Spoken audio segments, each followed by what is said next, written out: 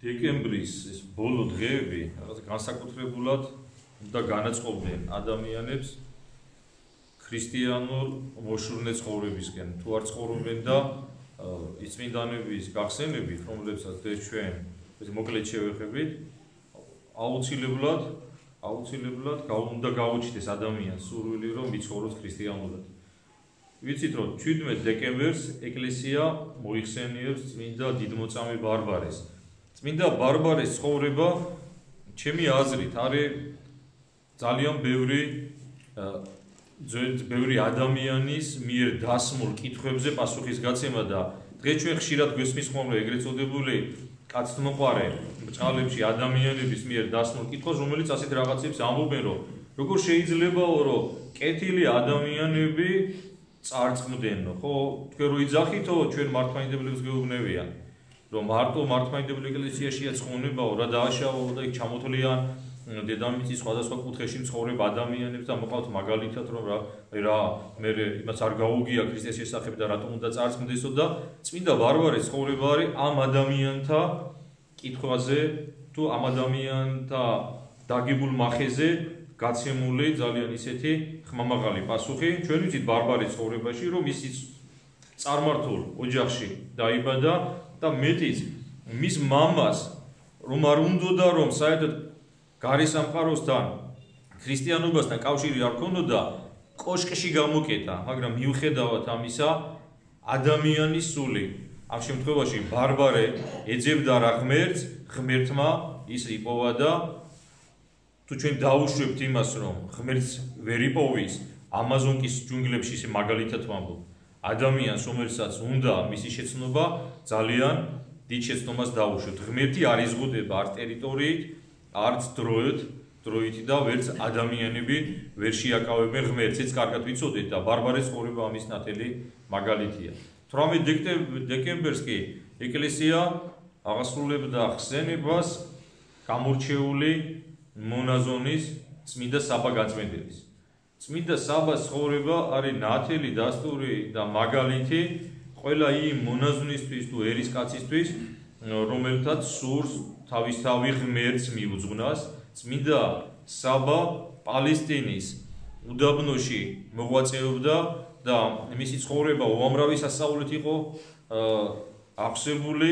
წმინდა საბა მიუხედავად იმისა, რომ განდეგილური ცხოვრებით ცხოვრობდა, როდესაც ეკლესიის წინაშე დგებოდა გამოწვევები, ახლა რომ ამბობენ ხოლმე ამ სიტყვას, ერესები როცა შემოდიოდა და უნდოდა შემოიტანათ ეკლესიაში, ტოვებდა უდაბნოს, რამოდენიმეჯერ დატოვა წმინდა საბა გაწმენდილმა უდაბნო, ჩავიდა ქალაქში და მართლმადიდებლური სარწმუნოება დაადასტურა თავისი და დაიცვა ყველა ის ადამიანები ერესისგან, რომლებთა სულის წარწმენდა სცადდათ ერეტიკოსებს, ხო? დამავიწყდა 17 დეკემბერს ერთ-ერთი გამორჩეული წმინდანის, ასევე საბა გაწმენდელის ლავრაში მოღვაწე წმინდა იოანე დამასკელის ხსენებაც არის, ხო? წმინდა იოანე დამასკელი იყო სახე ინტელექტუალური, განათლებული და ძალიან ისეთი მაღალი საზოგადოების წარმომადგენელისა, რომელმაც მიუხედავად ფუფუნების პრივილეგიებისა უერთგულა ღმერთს, მან დაიცვა მართლმადიდებლობა, ანუ დაადასტურა მართლმადიდებლობა, როდესაც ბიზანტიაში ხატმებრძოლეობა მძინვარებდა, წმინდა იოანე დამასკელის ხატთაყვანისცემის დამწველი წერილები იყო მამხილებელი ხატმებრძოლი ერეტიკოსების და მას ვიცით ჩვენ ხრიკი მოუწყვეს და მას ხელი მოკვეთეს უდანაშაულო ადამიანს და მე ჩვენ ვიცით რომ მის ცხოვრებაში წერია, რომ სასწაულებრივად მას ხელი შეუხორცდა და მიუხედავად ასეთი დიდებულებისა, პატივისა, განათლებისა, ის როდესაც მივიდა საბა გაწმენდელის ლავრაში, ყველაზე უფრო ბინძურ საქმეს ასრულებდა, რომ გამოეცადათ მისი სიმდაბლე ის საპირფარეშოების დამლაგებლად დანიშნეს და ასეთი განათლებული და ძალიან მაღალ იერარქიულ ერის ცხოვრებაში საფეხურზე მყოფი ადამიანი დათანხმდა ამას, იმიტომ რომ იცოდა, რომ თავარი ღმერთია დანარჩენი ყველაფერი მეორე ხარისხოვანი. წმინდა იოანე დამასკელს ეკუთვნის ძალიან ბევრი ნაწარმოები, ერთ-ერთი ყველაზე გამორჩეული მის მიერ დაწერილი წიგნია, რომელსაც ასე ქვია მართლმადიდებლური სარწმუნოების ზედმიწევნითი გადმოცემა. წმინდა იოანე დამასკელი საღვთისმეტყველო ნაშრომების პარალელურად გალობებსაც წერდა და ის ყველაზე უფრო ცნობილი ჰიმნოგრაფიაა და ის გალობები, რომლებიც დღეს ეკლესიაში იგალობება, ტექსტები ძალიან ბევრი მისი დაწერილია. ხო, 19 დეკემბერს კი გუშინ ეკლესია იხსენებდა და მოიხსენია წმინდა ნიკოლოზი, მირონ ლუკიის მთავარეპისკოპოსი, რომელიც ძალიან ბევრი ადამიანისთვის არის უსაყვარლესი წმინდანი. მას არ დაუტოვებია რაღაც ნაშრომები, ნაწერები, მაგრამ ჩვენ ვიცით მისი ცხოვრებიდან, რომ ის იყო ძალიან უბრალო, თავდაბალი და გულმხურვალი დამცველი მართლმადიდებლობისა, პირველ მსოფლიო კრებაზე ერეტიკოსი არიოზი, როცა აყენებდა შეურაცხყოფას, ღვთისმშობელს და აკნინებდა მის ღირსებას, წმინდა მამამ მას ვიცით ჩვენ რომ კვერთხი ჩაარტყაო, იმიტომ რომ იმ ბაგეებიდან, რომელი ბაგეებიდანაც ღვთისმობა ისმოდა, რომ გაჩუმებულიყო და დადუმებულიყო. რაღაც წმინდა ნიკოლოზთან დაკავშირებით ერთ პატარა ისტორიას მოგიყვებით, რომელიც გუშინ ერთ-ერთმა ჩვენმა მრევლმა მოგვიყვა, რომელიც ახლა აქ არ არის, დამით სარგებლობ, ხო? წმინდა ნიკოლოზი არის ისე როგორც ყველა წმინდა, თუ მას გულით მიხვალ მათთან, მათ წმინდა ხატებთან და შეევედრები, იმ ჩვენ საწადდეს აგვისრულებენ და ის ერთმა ჩვენმა მრევლმა ასეთი ძალიან ისეთი ისტორია მომიყვა, რომ პირველი ჩემი შეხებაო ეკლესიასთან 3 წლის რო ვიყავიო, მაშინ იყო, ანუ რწმენასთან უბრალოდ და ეს მოხდაო შემდეგი სახით, ჩემ ოჯახში ინახებოდაო მე-17 საუკუნის უძველესი ხატი წმინდა ნიკოლოზის და ჩვენ არ ვიცოდითო როგორი ურთიერთობა უნდა ქონოდაო სწორი ამ ხატთან, მაგრამ ჩემი ბებიები ყოველ ყოველ რაღაც გარკვეულ დღესო, ზუსტად დღე დამავიწყდა, რომელიც დღეს თქვა, სანთელს უნთებდენო წმინდა ნიკოლოზს. და ასე მითხრესო, პატარა რო ვიყავიო, თუ რამე გექნებაო, გულ ისე სასურველიო, მიდიო და ამ ხატს თხოვე და აუცილებლად შეგისრულდებაო და ერთხელო, ჩემი ბებია, რომელიც ძალიან მიყვარდა, რაღაც ჩამოსული იყო ჩვენთან სტუმრათო და მithქვა, რომ მეორე დღეს უნდა წავიდეო. მე ვეხვერწებოდიო, რომ ბებო დაარჩი, კიდევ გაჩერდი, მაგრამ ის მან ამიხსნა, მითხრა, რომ ვერ დავრჩებიო და მივახლა პატარა ბავშვის ასე ვთქვათ, გულწრფელი სურვილითო გამახსენდაო, როგორც მითხრესო, რომ რასაც გინდა თხოვ წმინდა ნიკოლოზს და შეგისრულებ, ეს კომუნისტების დროს ხდება. შევიდიო ბნელ ოთახში, სანთელი ავიღეო, დავანთეო, დავიწყე ტირილი და ვთხოვე წმინდა ნიკოლოზის ხატს, რომ იქნება ბები არ წავიდეს ხვალო და მეორე დღეს, ყველაფერი, ახლა თქვენ იცით, რომ კომუნისტების დროს ყველაფერი ისე ზედმიწევნით ასრულებდნენ რაღაცეებს, საერთოდ მატარებლის რაღაც რეისის გადადება არც ხდებოდა, ჩაალაგესო ჩანთები, წავიდნენ რკინიგზის სადგურზე, ახლა მე მოწყენილი ვიყავიო და ცოტა ხნის შემდეგ კარიბის ხმა გაისმა, შემოვდის ბებია ჩემი და თქვენსო რეისი გადაიდო. ესმით? ანუ რისით თქმა მინდა, რომ თუ ადამიანი გულწრფელად თხოვს წმინდანს, ის აუცილებლად შეუსრულებს ასეთი სახალხო წმინდანსაც უწოდებენ ხოლმე წმინდა ნიკოლოზს, რომელიც ძალიან ისეთი ძალიან საცინად დაგდებული ყავთ დღევანდელ მსოფლიოში, ხო? და გაგახსენებთ ეს საცინად დაგდება როგორ არის? ჩვენ უკვე ეგრეთ წოდებული ახალი წლის წინა პერიოდში ვართ და დავინახავთ როგორ კარიკატურულად გამოსახული სანტა კლაუსის რაღაცა ფიგურები იქნება ავსებული ქალაქი. წმინდა ნიკოლოზის სახე აღადგინეს, არსებობს სპეციალური ტექნოლოგიები და ის ნამდვილად არ იყო ლოყებ ღაჟღაჟა და ესეთი სახის მქონე, როგორიცაც დღეს ახლა ეგრეთ წოდებული ვითომ სანტა კლაუსის სტიკერებზე თუ რაღაცეებზე გამოსახავენ და ასეთი ფორმით წმინდანის გამოსახვა არის არასწორი, ძალიან რბილად რო ვთქვა და ჩვენ ქრისტიანები ასეთ რაღაცებს უნდა მოვერიდოთ წესით, ხო? დღეს ასევე არის ხსენება წმინდა ამბროსი მედიოლანელის. წმინდა მედიოლანეს ძველი სახელია დღევანდელი მილანის, იტალიის ჩრდილოეთის ქალაქის. ჩრდილოეთის დედაქალაქსაც უწოდებენ ხოლმე მილანს. წმინდა ამბროსი იყო ერის ადამიანი, ის იყო